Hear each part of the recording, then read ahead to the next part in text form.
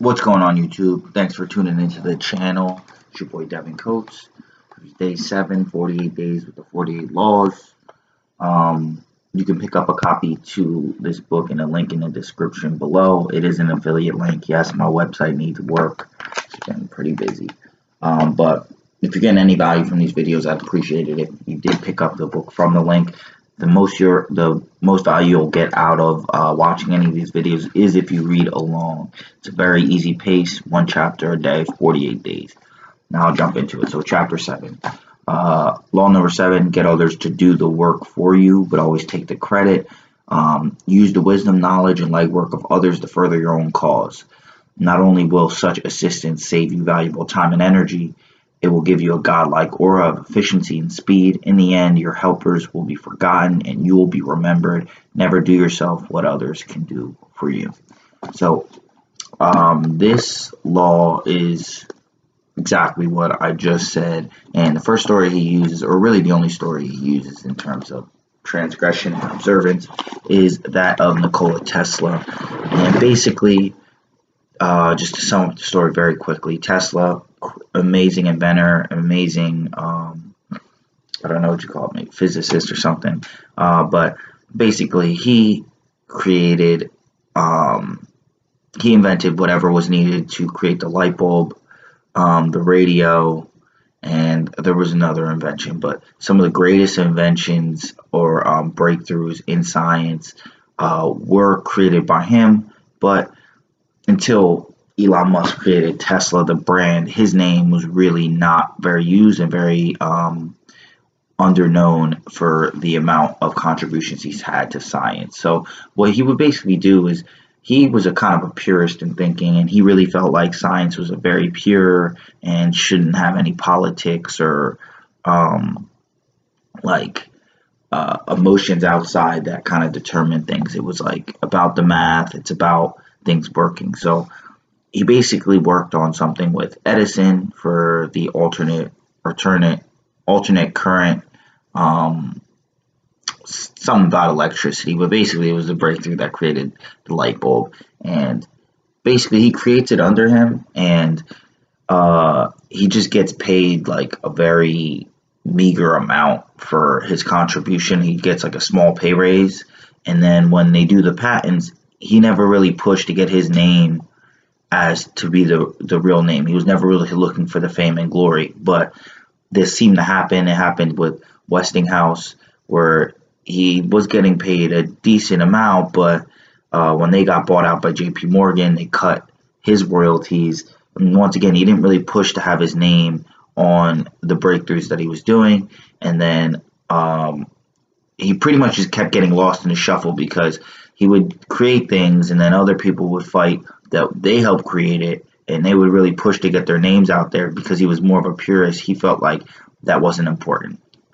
Towards the end of his life, basically, he has no credit for any of the works he's doing, and he's completely broke because he was never really looking for the fortune either. It seemed like, at least from the perspective of the story, he just was like kind of trying to get by.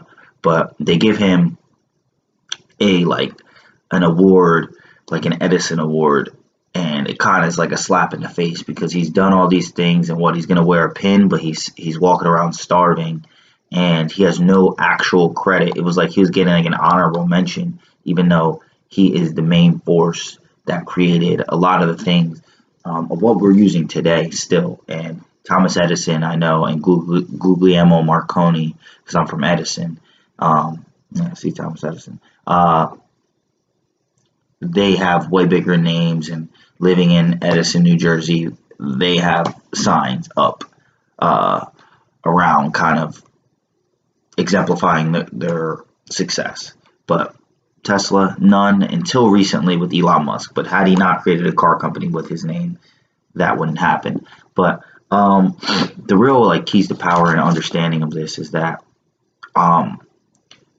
things need to be done, and there's a lot of things that need to be done. You can't do it all yourself, and it's best that if you can get other people to do it for you and then kind of claim the work for your own, you'll get credit, and it'll kind of appear that you've done a lot more. A real-time example is a lot of these YouTubers. I mean, especially if you've been watching a YouTuber kind of start from being somewhat big to getting a lot bigger, you can tell that their team has really increased the quality of the videos they can put out. One example for me is like Brandon Carter. I watch him, and I've been watching him for a couple years now. Now, his original videos were just a lot of the times like him, like with his shirt off, just in his room, just kind of talking into a camera. Now, this was actually already, he was partially established, but if you look at it now, he has a camera guy. I mean, I know he makes it clear he has a camera guy. He has like Bella, other assistants, his interns. It's like there's a lot more team going along with him, and the quality that he's producing in his videos now is like head and shoulders above what he was producing before. And that goes for a lot of YouTubers, but you don't really like associate all of that with the interns and people working behind. It's kind of like you just associate that with the fact that he is putting out better content.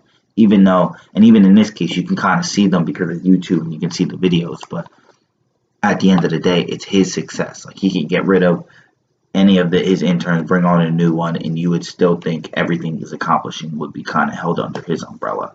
The one real reversal to this law is that, like, it kind of goes all ways, and once again, all of these laws intertwine. Like, the never outshine the master one is like a very big one, and if you are in a position where you don't have a firm power and somebody above you does, you wouldn't want to claim their work. You might honestly want to do some work and let them get the credit for it in some respects. But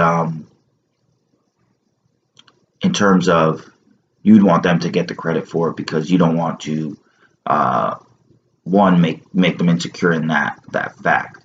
But on the other end, you want to be wary of the fact that other people are going to be, and they just kind of call them like vultures, that they're circling around looking for work that they can jump on top of and kind of claim the credit for their own. So you want to be wary and understand that that is something. People are opportunists. They want to take the credit, such as like the way Thomas Edison did. He was very honest about it. And then on the other hand, you want to be wary of situations where, you know, you shouldn't worry about the credit, defer to somebody else, give it to somebody else because they are in a position above you. And that goes for research too. I think Newton was the one that said that he benefits off the research of the past, and it's like you're standing on the shoulders of giants. So anything you do, make sure you do the research in terms of what has been done before, and you can always use that information to kind of push your cause forward. But that's it for this one. I'm trying to keep all of these under 10 minutes. That's law number 7. You can pick up your copy, link in the description below. It is an affiliate link. I'd appreciate if you're getting any value from the videos, pick it up from that link. I have been making a serious effort to make these shorter.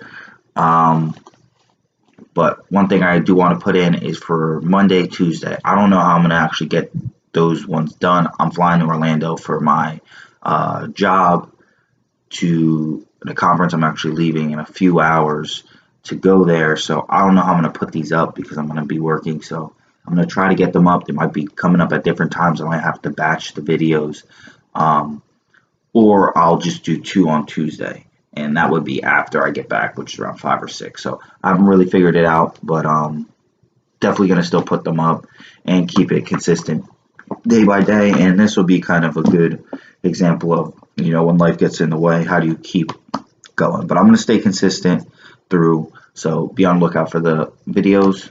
Link in the description below. Until next time, peace out. Like, comment, subscribe. Let me know if you like these lengths better than the first 2 or 3. And until next time, it's your boy Devin Coates. Peace.